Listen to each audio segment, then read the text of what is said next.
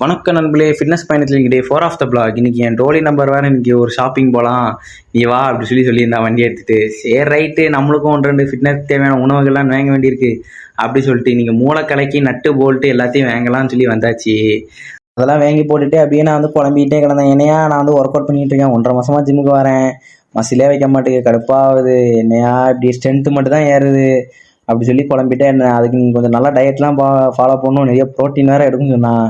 இங்கே ப்ரோட்டீன் எடுக்குன்னா பிரச்சனை இல்லை நண்பர்களே, அதை சமைச்சு நம்ம திங்கிறதுக்குள்ள எவ்வா போதும் போதும்னு ஆயிரும். அதனால நான் வந்து என் ஃப்ரெண்டுக்கிட்ட சொல்லியிருந்தா என்ன சொன்னான்னா, நான் உனக்கு வே ப்ரோட்டீன் தரேன், என்கிட்ட ஒன்று இருக்குது, அது வந்து நீ வேணால் ட்ரை பண்ணி பாரு, எனக்கு பிடிக்காது அப்படி சொல்லியிருந்தான். சரி ஏதோ ஒன்று நம்ம கெட்டு போன ஏதோ நம்ம மண்டையில் கெட்ட போகிறா, சரி திம்போம் அப்படின்னு சொல்லிட்டு முடிவு பண்ணி ஓகேன்னு சொல்லிட்டேன். நம்மளுக்கு ஃபேவரட்டான இப்போ ஒரு யோகட்டு, அதையும் நம்ம இப்போ யோகட்டுக்கு ரொம்பவே அடிக்ட் ஆகிட்டேன் நண்பர்களே. அதே திங்கிங்காமல் இருக்கவே முடியல. அதுக்கப்புறம் நான் அந்த கொரியன் ஃபேஸ் மாஸ்க்கை வேற பார்த்துட்டு, இந்த மாதிரி கொரியன் ஃபேஸ் மாஸ்க் போட்டால் என் மூஞ்சும் அப்படியே கொரியன் மாதிரி வெள்ளை வெள்ளைன்னு ஆயிருமான்னு கேட்டேன். சொல்லுதா கவலைப்படாத, நீ கருப்பு கொரியனா மாறிடலாம், பிரச்சனையே இல்லைன்னு சொல்லி சொல்லி கலாய்க்கா நண்பர்களே.